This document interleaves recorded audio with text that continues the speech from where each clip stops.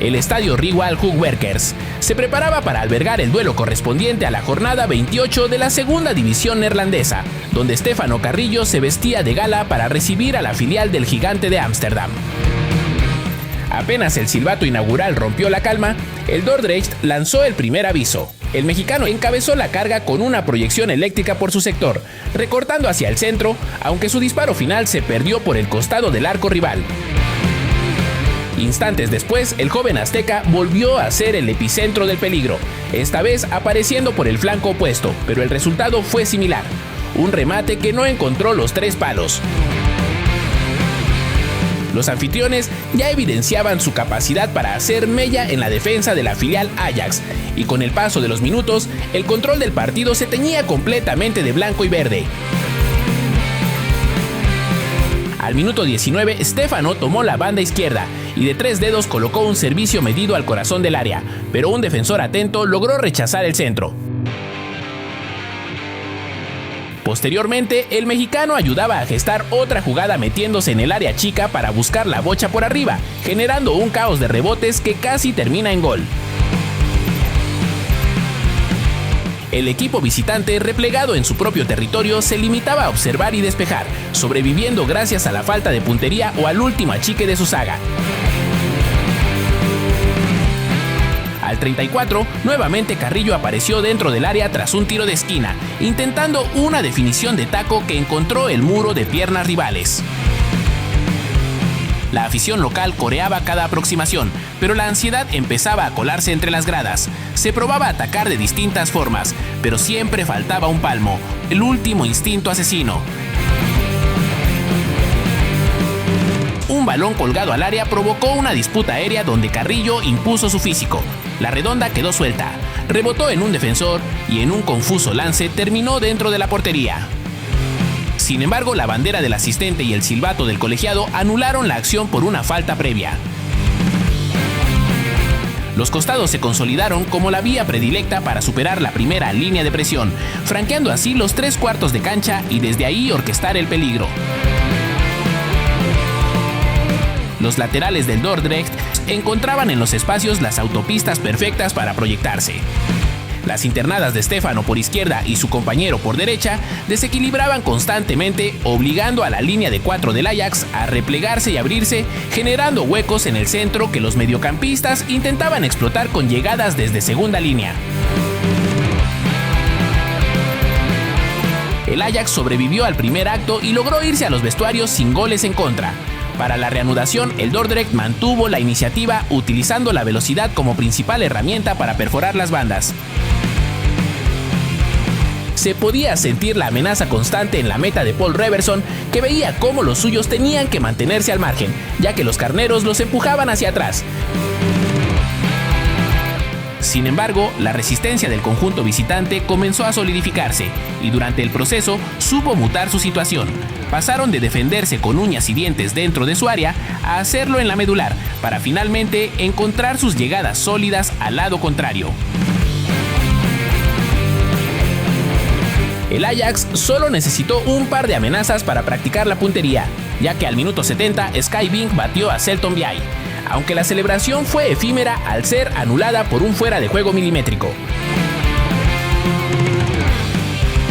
Tras la advertencia, el Dordrecht reaccionó, consciente de que su vulnerabilidad era la misma que la de su oponente, a pesar de haber sido superiores durante casi todo el duelo, y redobló la apuesta en busca de la anotación. Pero el destino rara vez atiende a razones de justicia, y al minuto 77, en una jugada similar, Sky Bink apareció para cerrar la pinza y esta vez su tanto sí subió al marcador, silenciando el estadio. El cuadro local quiso entonces recuperar el dominio aplastante de los primeros 45 minutos, aunque el contexto era radicalmente distinto, pues el conjunto de Ámsterdam ya se replegaba atrás, cediendo la iniciativa y esperaba su oportunidad para castigar de nuevo. El silbato concluyó la agonía local y certificó la victoria visitante, una de esas noches donde el fútbol no fue justo. Con este resultado, el Dordrecht se queda en el 7º lugar de la tabla con 40 unidades.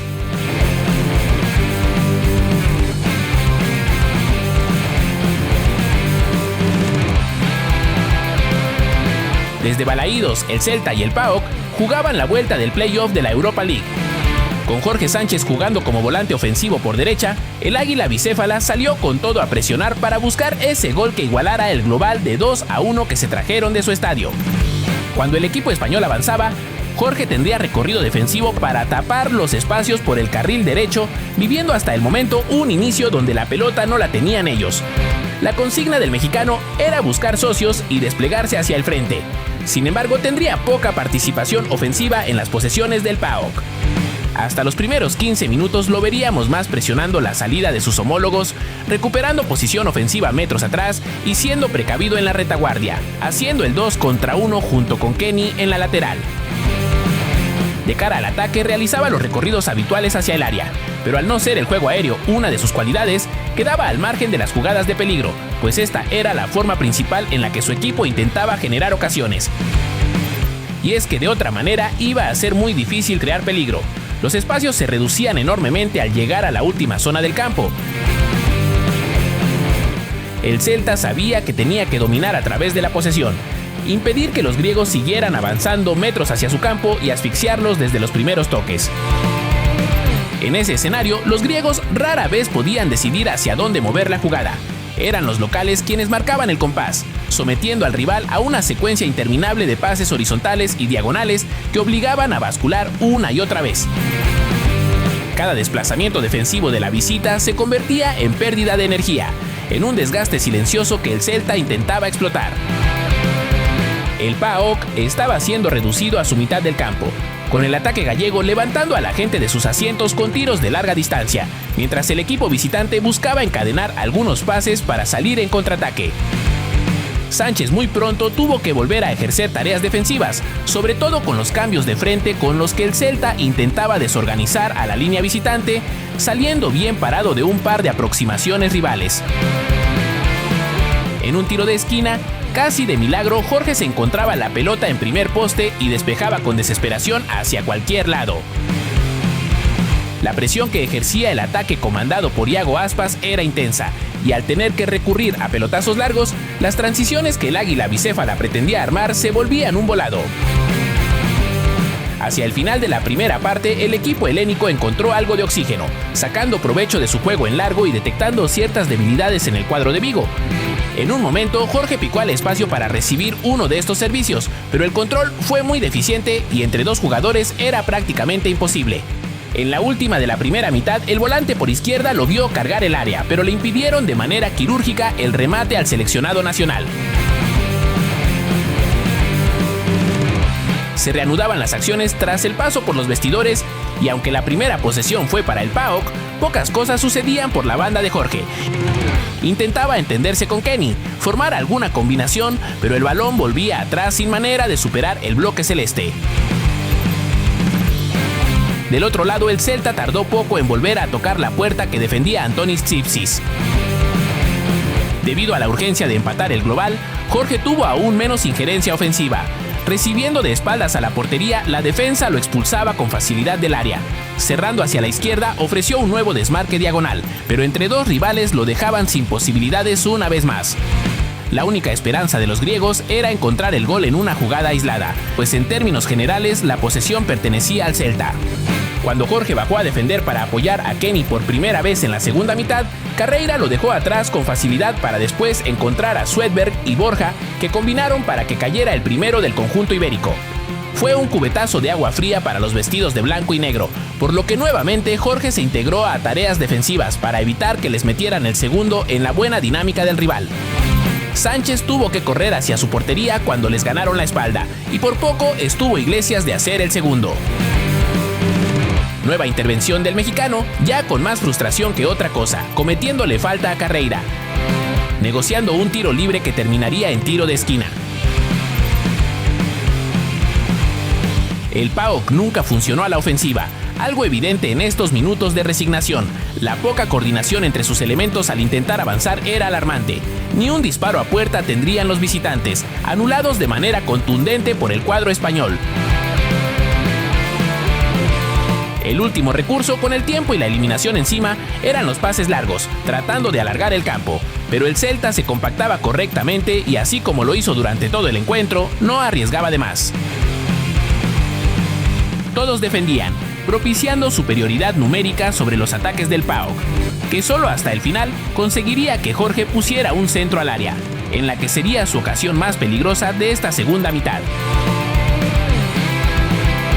El mexicano seguramente terminó fundido entre los apoyos a su lateral y tantos sprints en busca de balones imposibles al espacio. El silbatazo final llegó y el PAOK quedó eliminado, sin respuestas y con muchas dudas de cara al cierre de temporada en Grecia.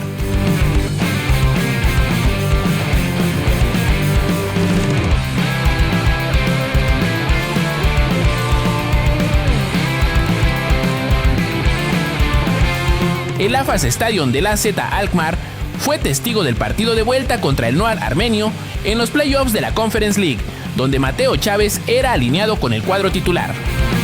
El AZ tenía la obligación de ganar el encuentro, ya que en el marcador global el NOA contaba con un gol de ventaja. En consecuencia, el conjunto neerlandés saltó al césped desde el primer minuto con la determinación de contrarrestar ese resultado adverso, imponiendo una intensidad inusitada que no dio respiro al visitante.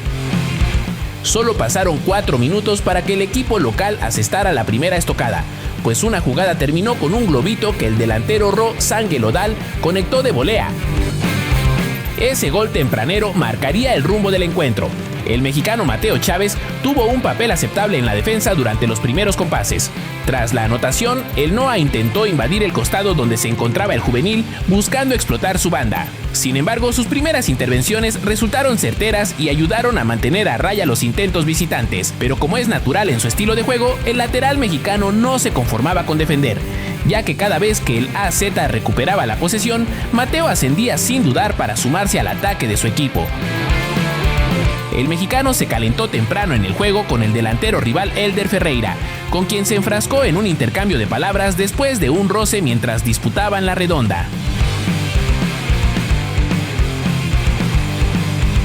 El conjunto neerlandés se veía notablemente mejor asentado sobre el terreno de juego, una superioridad que se hacía patente en el control del esférico, ya que poseían la bocha durante largos periodos, administrando los tiempos a su antojo.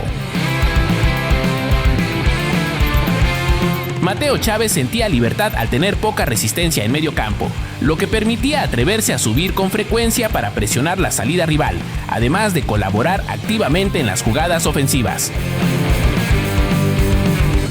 Es así que el lateral tuvo momentos de peligro constante, como al minuto 33, cuando se coló al área rival para tejer una jugada que terminó en un centro envenenado que la defensa visitante logró despejar con apuros. De la misma forma, el juvenil azteca ayudaba a su equipo en labores de recuperación, no permitiéndole respirar a los jugadores de camiseta negra cada vez que intentaban hilvanar algo de fútbol. Era punzante al momento de recuperar la pelota, mostrando una agresividad controlada que beneficiaba enormemente a los suyos.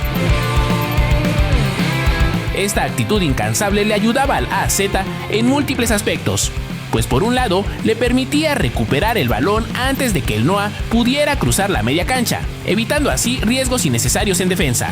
Por otro, permitía mantener una presión alta constante. Al minuto 38, el AZ sorprendería al rival con una jugada prefabricada, donde Sven Mignans aparecía solo para concretar el segundo gol que los ponía en ventaja en el marcador global. Con este escenario favorable, lejos de apaciguar la sed de sangre que tenía el equipo local en ese momento, el conjunto de Países Bajos trató de mantener vivo su espíritu depredador. De esta manera concluyeron los primeros 45 minutos, con una AZ dominante y un NOA absolutamente superado. Para la segunda parte, la tónica no cambió. En una jugada temprana, el delantero Troy Parrott aprovechó que el arquero dejó un rebote frente a su nariz tras un potente disparo de Keith Smith, pero el asistente marcó fuera de juego y el gol fue anulado. Pero no tuvo que pasar mucho tiempo para que el AZ volviera a pisar el área con peligro, ya que en una jugada colectiva, Sven Mignans apareció nuevamente, esta vez completamente solo en el corazón del área para clavar el tercer tanto. El mexicano se había acoplado perfectamente al ritmo dinámico impuesto por su equipo, siendo un futbolista que ofrecía velocidad constante por la banda, además de buscar pases al frente, asegurando que el equipo no retrocediera los metros que tenían ganados en cada avance. Mateo tenía sus destellos de atrevimiento cuando pisaba el área rival, mostrando una confianza encomiable en zona vital. Así se le presentó una jugada donde, entre empujones y forcejeos, logró ganar la posición y quedarse con el esférico, llegando a tirar frente al arquero, aunque sin un ángulo favorable que le permitiera culminar la proyección con éxito.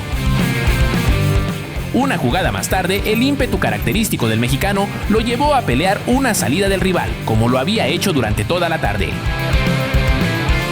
Lo que en principio parecía una caída más se convirtió en preocupación instantánea. El joven futbolista ya no pudo levantarse y de inmediato los médicos del equipo acudieron a auxiliarlo mientras el mexicano permanecía inmóvil.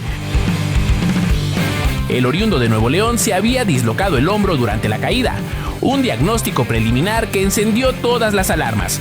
Por lo mismo, tuvo que salir del campo acabándose sus minutos en la cancha. Más tarde, ya en los minutos finales, el delantero Isaac Steiner Jensenle puso la cereza en el pastel al anotar el cuarto gol. El AZ mostró su jerarquía ante su gente, manteniéndose vivo en la competición. Sin embargo, se esperan noticias sobre la lesión del mexicano, cuyo incidente deja incertidumbre sobre el tiempo que pueda pasar fuera de las canchas.